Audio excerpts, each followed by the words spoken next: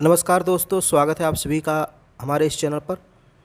दोस्तों, हम लोग यूजीसी नेट जीआरएफ इतिहास के प्रीवियस ईयर क्वेश्चन सॉल्व कर रहे थे और आज भी हम लोग कुछ क्वेश्चन सॉल्व करेंगे। मैंने आपको बताया था 2004 से लेकर 2023 तक जितने भी क्वेश्चंस आए हैं उन सबको हम लोग को करना है। तो पहला प्रश्न है आज का, वैद्य समाज की स्थापना किसने की थी? तो वैद्य समाज की स्थापना 1864 में मद्रास में श्री धरलू नायडू ने की थी। कब की थी? 1864 में। कहाँ की थी? मद्रास में। किसने की थी? श्री धरलू नायडू। रेडियो कार्बन तिथि निर्धारण की पद्धति सर्वप्रथम कहाँ प्रयोग में लाई गई थी? Tata institute of fundamental research, Mumbai. Shrimati Annie Besant किस वर्ष भारतीय राष्ट्रीय कांग्रेस की पहली महिला अध्यक्ष बनी थी? 1917 में बनी थी, जब कलकत्ता में अधिवेशन हुआ था। 1904 में किसने कहा था कि संयुक्त बंगाल एक शक्ति है जबकि विभाजित बंगाल एक विभिन्न रास्तों पर चलने वाला राज्य रहेगा? हर्बर्ट रिस्ले ने कहा था कि संयुक्त बंगाल एक शक्ति है और विभिन्न यानी कि विभाजित बंगाल विभिन्न रास्तों पर चलेगा। Herbert Risley.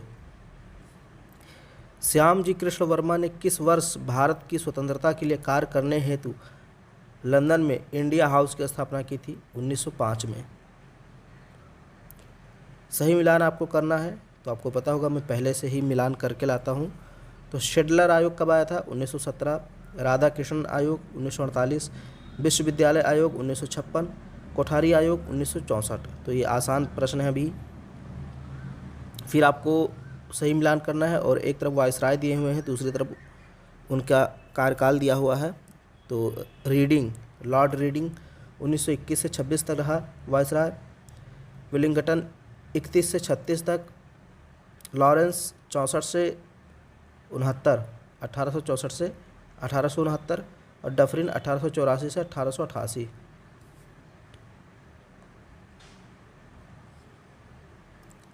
निम्नलिखित में से किसने यह घोषणा की थी कि उत्तर आधुनिकतावादी के विचार ऐतिहासिक अध्ययन के लिए खतरा है? आर्थर मार्विक ने। इतिहास उपन्यास से अधिक रुचिकर होता है, यह कथन किसका है? David Hume. भारत में पुरापाषाण कालीन उपकरण कहाँ मिले हैं? पल्लवरम में। सर्वप्रथम की बात करें तो सबसे पहले पल्लवरम में मिले हैं। रॉबर्ट ब्रूस फूट ने 1863 में मद्रास के पल्लवरम में पुरापाषाण कालीन उपकरण खोजे थे सर्वप्रथम।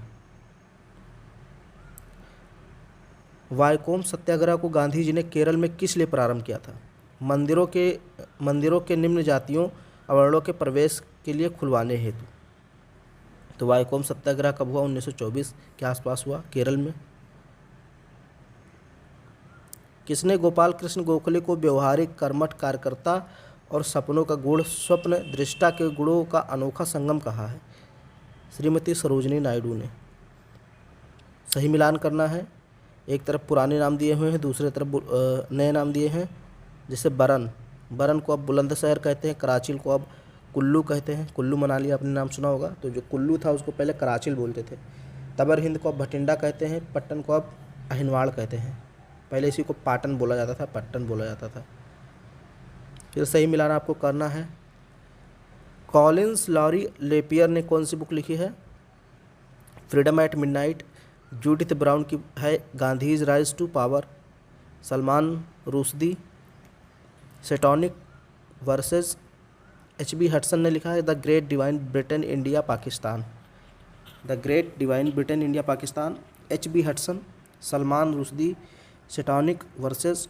Judith Brown Gandhi's Rise to Power. और कॉलिंस लॉरी और लेपियर फ्रीडम एट मिडनाइट। तो इसको देख लीजिए, ये इंपॉर्टेंट क्वेश्चन बन सकता है। हालांकि ये सारे क्वेश्चंस पहले आए हुए हैं, लेकिन इस क्वेश्चन के रिपीट होने के चांस ज़्यादा हैं। एक आसान प्रश्न देखिए, सही मिलान कीजिए। मैकाले मिनट कब आया था? 1835 में। भारतीय शिक्षा आयोग की रिपोर्ट 1882 में। चार्ल्स वुड का डिस्पैच कब आया था? 1854। रेलवे आयोग रिपोर्ट 1902। गेटवे ऑफ इंडिया का निर्माण किसके सम्मान में किया गया था? किंग जॉर्ज पंचम। फिर सही मिलान करना है। एक तरफ लेखक दिए हुए हैं, दूसरी तरफ उनसे संबंधित कुछ किताबें हैं। जैसे मॉन्टेस्क्यू ने क्या लिखा है, द स्पिरिट ऑफ लॉज। दांते ने डिवाइन कॉमेडी लिखा है। रूसो ने द सोशल कॉन्ट्रैक्ट। मैकियावेली ने द प्रिंस लिखा है। सही मिलान कीजिए। अब ये थोड़ा आपको कठिन लग सकता है तो इसको अच्छे से पढ़ना है। जैकब बरखरदत्त ने the civilisation of the Renaissance in Italy लिखा है। इग्नेटस ऑफ लोयोला ने लिखा है the Society of Jesus. John Calvin ने लिखा है institute of the Christian religion. Immanuel Kant ने लिखा है the critique of pure reason.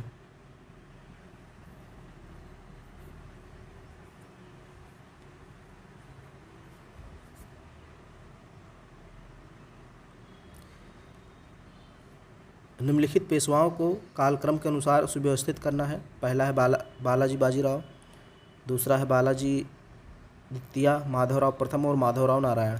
तो सबसे पहले आएंगे बालाजी बाजीराव 1740 से 1761 तक। फिर माधवराव प्रथम 61 से 72 तक आएंगे। फिर माधवराव नारायण 72 से 74 तक और अंत में आएगा बाजीराव द्वितीय जो 1796 से 1818 तक पेशवा रहा था। तो बालाजी बाजीराव, माधवराव प्रथम, माधवराव नारायण और बाजीराव द्वितीय, इस तरह से होगा। ईस्ट इंडिया कंपनी के स्थायी राजस्व बंदोबस्त का मुख्य प्रतिफल नहीं था। आपको बताना है कौन सा नहीं था, यानी ईस्ट इंडिया कंपनी ने जो स्थायी बंदोबस्त किया उसका क्या परिणाम नहीं था। देखिए, इसने जागीरदारों का एक वफादार वर्ग तैयार किया, ये तो सही है क्योंकि इसका प्रतिफल था। काश्तकारों को जमींदारों की कृपा पर छोड़ दिया गया, ये भी सही है। कंपनी की राजस्व वृद्धि में प्रक्रिया में रुकावट आ गई, ये भी सही है। कृषि को विशेष बढ़ावा मिला, ये गलत है क्योंकि स्थायी बंदोबस्त से कृषि को नुकसान हुआ था, ना कि उसको बढ़ावा मिला था। उम्मीद की गई थी बढ़ावा मिलेगा लेकिन हो गया नुकसान।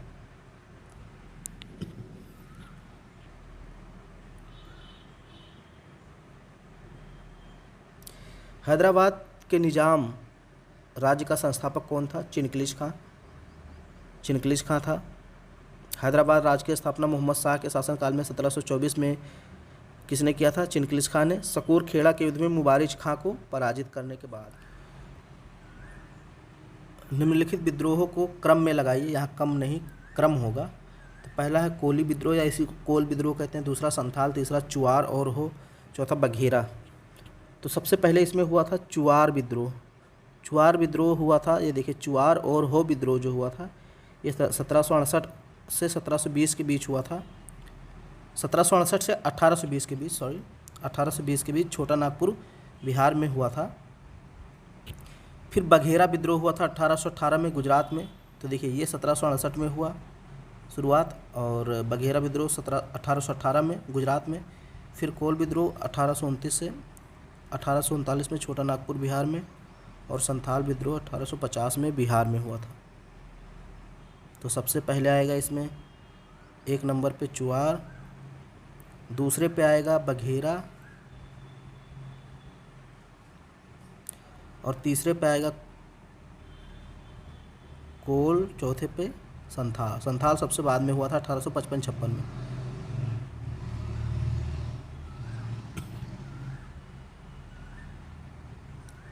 किस चार्टर एक्ट के तहत भारतीय व्यापार का मार्ग अंग्रेजों के लिए खुल गया और ईस्ट इंडिया कंपनी के लिए समाप्त हो गया था? 1833 का चार्टर एक्ट। इसके तहत ईस्ट इंडिया कंपनी का जो व्यापारिक एकाधिकार था उसको समाप्त कर दिया गया था और सभी कंपनियों के लिए खोल दिया गया था। सही मिलान कीजिए। दादा भाई नौरोजी एक तरफ है, द्वारकानाथ विद्याभूषण, देवेंद्रनाथ टैगोर, जी.एस. अय्यर दूसरी तरफ उनसे संबंधित तथ्य हैं। जैसे स्वदेश मित्र ये एक पत्रिका है, इसको जी.एस. अय्यर ने संपादित किया था। देवेंद्रनाथ टैगोर ने इंडियन मिरर, दादा भाई नौरोजी ने रफ्त गुप्तार और द्वारकानाथ विद्याभूषण ने सोम प्रकाश। शेख सरफुद्दीन याहिया मनेरी किस सूफी सिलसिले से संबंध रखते थे? फिरदौसी सिलसिले से। फिरदौसी सिलसिला कहाँ प्रसिद्ध था? बिहार तक ही सीमित रहा। सही मिलान करना है। खुदा बख्श लाइब्रेरी कहाँ है? पटना में। Bhandarkar oriental research institute Pune में है। नेशनल लाइब्रेरी कलकत्ता में है। सलारगंज म्यूजियम हैदराबाद में। ईवान का मुगल वास्तुकला शब्दावली में क्या अर्थ है? तो ईवान का अर्थ है किसी भी आकार और योजना की स्तंभीय रचना। अब देखिए यहाँ पर मैं सिर्फ एक ही ऑप्शन रख रहा हूँ जो सही है, बाकी जब एग्ज़ाम होता है तो वहाँ पे 4 ऑप्शन रहते हैं, तो चारों का लिखने का यहाँ कोई रीज़न नहीं था, इसलिए मैंने नहीं लिखा, सिर्फ एक ही लिखा है। फिर है किस मुग़ल बादशाह के काल में मुग़ल चित्रकला में प्राकृतिक दृश्य का चित्रण पराकाष्ठा पर पहुँच गया? जहांगीर। निम्नलिखित कथनों पर विचार कीजिए और बताइए कौन सा सत्य है। कथन 1 है, प्रत्येक जागीरदार प्राथमिक रूप से मनसबदार था, परंतु प्रत्येक मनसबदार जागीरदार नहीं था। ये सही है। कुछ मनसबदारों की नगद अदायगी की जाती थी, जागीरों द्वारा नहीं। ये भी सही है। तो ए बी दोनों कथन सही है, बी ए की सही व्याख्या है। इसको ध्यान से पढ़िएगा। कुछ जागीरदार मनसबदार थे, लेकिन प्रत्येक मनसबदार जागीरदार नहीं होता था। यानी कि जो जागीरदार, ये देखिए, प्रत्येक जागीरदार यानी जो जागीरदार होते थे वो मनसबदार भी होते थे प्राथमिक रूप से, लेकिन सारे मनसबदार जागीरदार नहीं थे। तो इसको थोड़ा पढ़ना। 1767 और 69 के बीच बंगाल का गवर्नर कौन था? वेरेलस्ट। और 69 से 72 के बीच कौन था? तो कर्टियर। 69 से 72 के बीच कर्टियर, और 72 में फिर आ जाता है वॉरेन हेस्टिंग्स। राजराजेश्वर मंदिर किसको समर्पित है? शिव को। राजराजेश्वर मंदिर एक शिव मंदिर है जो केरल के करनूल में स्थित है। करनूल जिले में इस मंदिर का निर्माण 11वीं शताब्दी में प्रारंभ हुआ था। किस अभिलेख में अशोक कलिंग युद्ध के रक्तचाप की विभीषिका पर अपना पश्चाताप व्यक्त करता है? तो 13वें शिलालेख में। 13वें शिलालेख में कलिंग में हुए युद्ध पर पश्चाताप व्यक्त करता है। और यहाँ पे मैंने कुछ और अभिलेख और उससे संबंधित जानकारी लिख दी हुई, इसको भी देख लीजिए, क्योंकि अगले क्वेश्चन में यहाँ से भी क्वेश्चन पूछा जा सकता है। जैसे अपने 11वें शिलालेख में धम्म नीति की व्याख्या करता है। 12वें शिलालेख में सर्वधर्म समभाव एवं स्त्री महामात्र की चर्चा करता है, की होगा यहाँ पे। 7वें शिलालेख में सभी संप्रदाय के लिए सहिष्णुता की बात करता है। 8वें शिलालेख में सम्राट की धर्म यात्राओं का उल्लेख है। बोध गया के भ्रमण का उल्लेख है।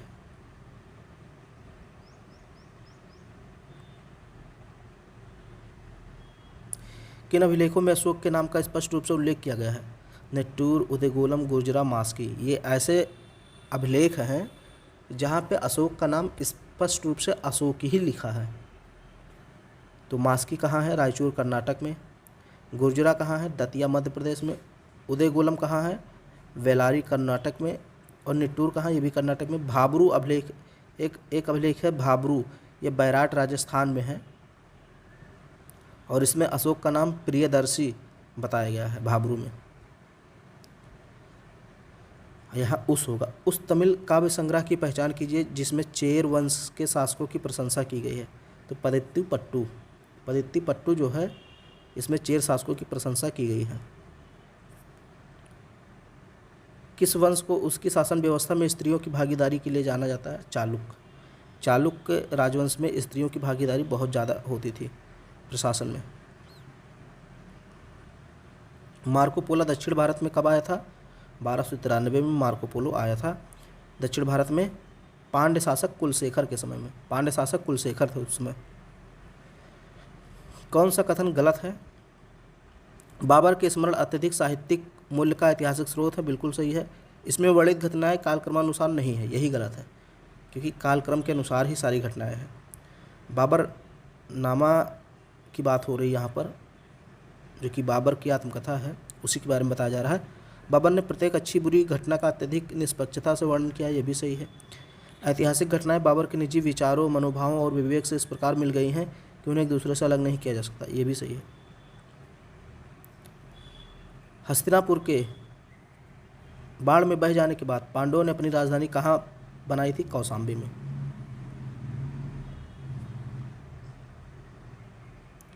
हड़प्पा संस्कृति के लोगों ने गेहूं, जौ और कपास की खेती का ज्ञान किस स्थल के पूर्वजों से प्राप्त किया था? मेहरगढ़। मेहरगढ़ नवपाषाण कालीन स्थल है और यहाँ से सर्वप्रथम कपास के प्रमाण मिले हैं। इसे बलूचिस्तान की रोटी की कटोरी भी कहा जाता है। सॉरी, कटोरी नहीं, टोकरी। बलूचिस्तान की रोटी की टोकरी किसे कहा जाता है? मेहरगढ़ को। और ये नवपाषाण कालीन स्थल है। किसने धर्मराज की उपाधि धारण की थी? अशोक ने। सही मिलान आपको करना है, तो मैंने पहले से ही मिला रखा है, सिर्फ आपको पढ़ लेना है। ये एक तरफ प्रांत दिए हुए हैं, राज्य दिए हुए हैं, दूसरी तरफ उनसे संबंधित शासक है। कुरु के शासक थे परीक्षित, कैकेयी के अश्वपति, काशी के अजातशत्रु, वत्सभूम के नीचछू। फिर मिलान करना है आपको, एक तरफ प्राचीन नगर, दूसरी तरफ आधुनिक स्थल। तो अहिनवाड़ को पहले अहिनवाड़ पाटन से मिल जाएगा, और ऐहोल को बादामी से, धान्यकोट को अमरावती से, दसपुर को मंदसौर से। किसने सर्वाधिक अश्वमेध यज्ञ का संपादन किया था? प्रवरसेन प्रथम। प्रवरसेन प्रथम वाकटक वंश का राजा था और उसने नागा शासकों के साथ युद्ध किया था, और उस युद्ध के बाद उसने अश्वमेध यज्ञ भी किया था। तो सर्वाधिक अश्वमेध यज्ञ प्रवरसेन प्रथम ने ही किया है। कौन अशोक के साम्राज्य में सम्मिलित नहीं था? तो तमिलकम नहीं था, बाकी सौराष्ट्र, कंधार, कश्मीर, ये सब अशोक के साम्राज्य में शामिल थे। अशोककालीन प्रांत और उसकी राजधानी देख लेते हैं। तो अशोककालीन प्रांत 5 थे। उत्तरापथ, जिसकी राजधानी तक्षशिला थी, अवंती राष्ट्र, जिसकी राजधानी उज्जैनी थी, कलिंग प्रांत, जिसकी राजधानी तोसरी थी, और दक्षिणापथ, जिसकी राजधानी स्वर्णगिरी, और प्राची, जिसकी राजधानी पाटलिपुत्र। ये 5 प्रांत थे अशोक के शासनकाल में, अशोक के साम्राज्य में। तमिलकम नहीं था। उस राजवंश की पहचान कीजिए जिसके शासक अपने को ब्रह्म क्षेत्रीय कहते थे। सेन राजवंश, ये अपने आप को ब्रह्म क्षेत्रीय कहते थे। इन्होंने 11वीं 12वीं शताब्दी में बंगाल पर शासन किया।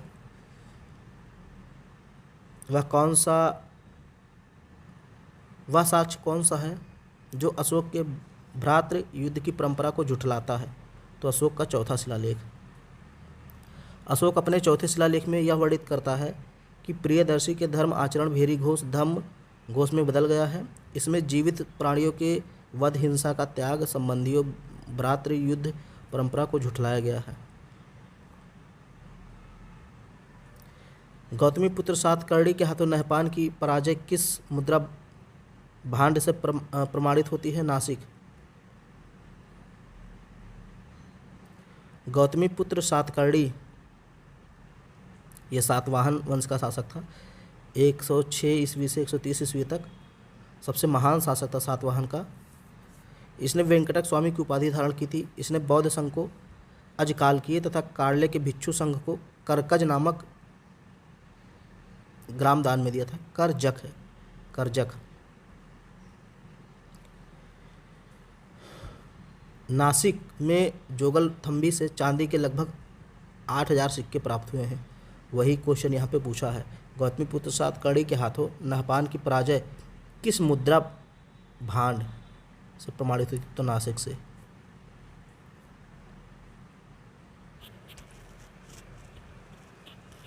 सही मिलान करना है। एक तरफ प्राचीन नाम दिए हैं, दूसरी तरफ आधुनिक नाम। पुष्पकलावती का आधुनिक नाम है चरसड्डा, पेशावर में। कपिसा का आधुनिक नाम है बेग्राम, अफगानिस्तान में है। भंगवाड़ी का आधुनिक नाम है मैसूर, कर्नाटक में है। द्वार समुद्र का आधुनिक नाम है हलेविड।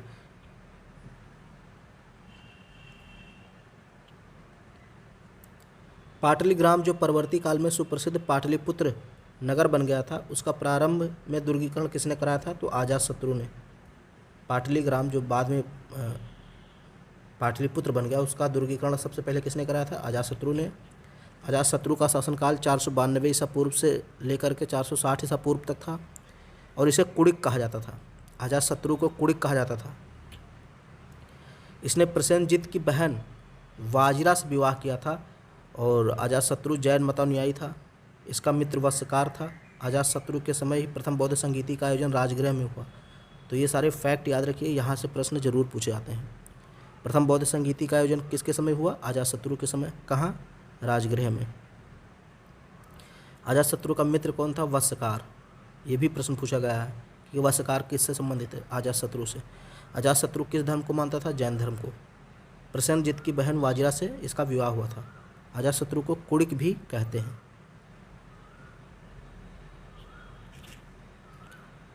सिकंदर के भारत आक्रमण के समय कहाँ बुजुर्गों की सभा की सहायता से 2 वंशानुगत राजा का शासन हुआ करता था?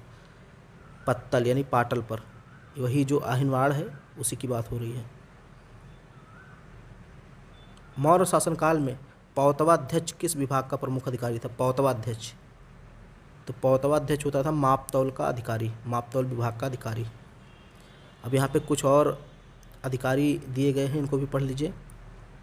ये मौर्य काल के सारे अधिकारी हैं। अचपटलाध्यक्ष महालेखाकार होता था। लक्षणाध्यक्ष टकसाल का अध्यक्ष। कुप्पाध्यक्ष वन और उसकी संपदा का अध्यक्ष। पन्याध्यक्ष वाणिज्य का अध्यक्ष। विविधताध्यक्ष चारागाह का अध्यक्ष। और नवाध्यक्ष जहाजरानी का अध्यक्ष। तो इसको सही से देख लीजिए, थोड़ा सा मैं रुक जाता हूँ, आप लोग इसको एक बार अच्छे से पढ़ लीजिए, क्योंकि यहाँ से प्रश्न बनते ही बनते हैं हर बार। इसमें से 3-4 आपको दे देगा और कहेगा इसका सही मिलान कीजिए, सुमेलित कीजिए। तो अचपटलाध्यक्ष महालेखाकार, लक्षणाध्यक्ष टकसाल का अध्यक्ष, कुप्पाध्यक्ष वन से संबंधित और पन्याध्यक्ष वाणिज्य, विविधताध्यक्ष चारागाह, नवाध्यक्ष जहाजरानी। स्थानों को उनके संस्थापक से सुमेलित कीजिए। एक तरफ स्थान दिए हैं, दूसरी तरफ उन स्थानों के संस्थापक हैं। तो बीकानेर के संस्थापक कौन है? राव बीका। कीर्ति स्तंभ चित्तौड़ के राणा कुंभा। अहमदाबाद के अहमद शाह प्रथम। होशंगाबाद के अल्प खान।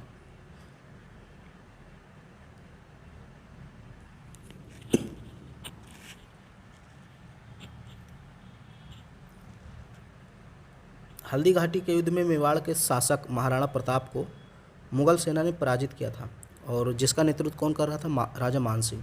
मुगल सेना का नेतृत्व राजा मान सिंह कर रहे थे। ये युद्ध हुआ था 21 जून 1576 को। महाराणा प्रताप और मुगल सेना, यहाँ सेना होगा, मुगल सेना का नेतृत्व कर रहे राजा मान सिंह के बीच हल्दी घाटी का युद्ध हुआ था, जो गोलकुंडा के शहर के निकट स्थित है। हल्दी घाटी कहाँ है? गोलकुंडा शहर के निकट।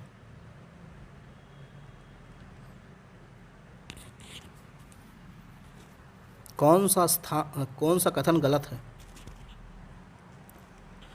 सिंहासनारूढ़ होते समय गयासुद्दीन के अधिकार को एक मत से स्वीकृत किया गया था, ये सही है। गयासुद्दीन के पास भारी संख्या में वफादार सैनिक और सिपाही थे जिन्होंने उसे समर्थन दिया, ये भी सही है। सल्तनत की स्थिरता के लिए दिल्ली में लोगों ने भारी योगदान दिया, ये भी सही है। सल्तनत का खजाना जो उसे विरासत में मिला था वो बहुत सुदृढ़ था, ये गलत है, क्योंकि गयासुद्दीन तुगलक को जो खजाना मिला था विरासत में वो खाली था एकदम। कल्याणी के चालुक्य राज का पतन कब हुआ? 1190 में। कल्याणी के चालुक्य राज का पतन 1190 में देवगिरी के यादवों द्वारा किया गया। किस ग्रंथ में फिरोज शाह तुगलक की नहर योजना का उल्लेख है? तारीख फिरोज शाही में। कालिदास को कौंतलेश्वर दौत्त नामक नाटक का रचयिता होने का श्रेय किसके द्वारा दिया जाता है? क्षेमेंद्र द्वारा। किस अभिलेख में अशोक ने यह घोषणा की कि सभी लोग उसकी संतान हैं? ये पृथक कलिंग शिलालेख। इसको प्रथम शिलालेख भी कह सकते हैं, क्योंकि प्रथम शिलालेख में भी यही बातें उसने लिखी है कि सभी मनुष्य मेरी संतान की तरह हैं। दूसरे शिलालेख में उसने चोल, पांड्य, सत्यपुत्र और चेर की चर्चा की है। तीसरे शिलालेख में युक्त, रज्जुक, प्रादेशिक ये सब अधिकारी हैं, इनको हर 5वें वर्ष दौरा करने का निर्देश दिया है या आदेश दिया है। 5वां शिलालेख धम्म महामात्रों की नियुक्ति से संबंधित है, तो इसको भी याद रखिए। यादव वंश का दिल्ली सल्तनत में विलय कब हुआ? 1309 में। ये देवगिरी के रामचंद्र यादव शासक थे उस समय, जब अलाउद्दीन खिलजी ने 1309 में आक्रमण किया था और देवगिरी को दिल्ली में मिला लिया था। कौन सा कथन गलत है? अलाउद्दीन खिलजी ने जागीरों में दी गई समस्त राजस्व भूमि को जब्त कर लिया, बिल्कुल सही है। अपनी सेना में दाग और चेहरों को लागू करना सुनिश्चित किया, बिल्कुल सही है। बड़े अमीरों और सेनापतियों की एकता को समाप्त कर दिया, ये गलत है। शराब की सार्वजनिक बिक्री पर पाबंदी लगा दी, ये भी सही है। तो सी वाला इसमें गलत है। दाग और चेहरा प्रथा मुगल सैन्य प्रशासन में किसके द्वारा प्रारंभ की गई थी? अकबर, यानी अगर मुग़ल काल की बात करें तो किसने लागू की थी? अकबर ने। अगर हम सल्तनत काल की बात करें तो अलाउद्दीन खिलजी ने सबसे पहले शुरू की थी। अलवार संत कौन थे? अपार, कुलशेखरा, समंदर, वेंकटकनाथ। तो कुलशेखरा इसमें अलवार संत थे। तो ये कुछ क्वेश्चंस थे जो आज हम लोगों ने किए हैं। बहुत तेज़ी से मैंने क्वेश्चंस को किया है ताकि आपका टाइम भी बचे, मेरा भी टाइम बचे। तो आगे हम लोग और भी सारे क्वेश्चंस करते रहेंगे। ये सीरीज़ लगातार जारी रहेगी जब तक आपका एग्ज़ाम नहीं हो जाता। और वीडियो को देखिए और कमेंट कीजिए किस टॉपिक पे आपको वीडियो चाहिए। कोई पार्टिकुलर टॉपिक अगर आपको नहीं समझ में आ रहा है तो उसको आप कमेंट बॉक्स में लिख दीजिए, मैं उस पर वीडियो अलग से बना दूंगा। वीडियो को लाइक कर दीजिए, चैनल को सब्सक्राइब कर लीजिए, अपने दोस्तों में शेयर कर दीजिए।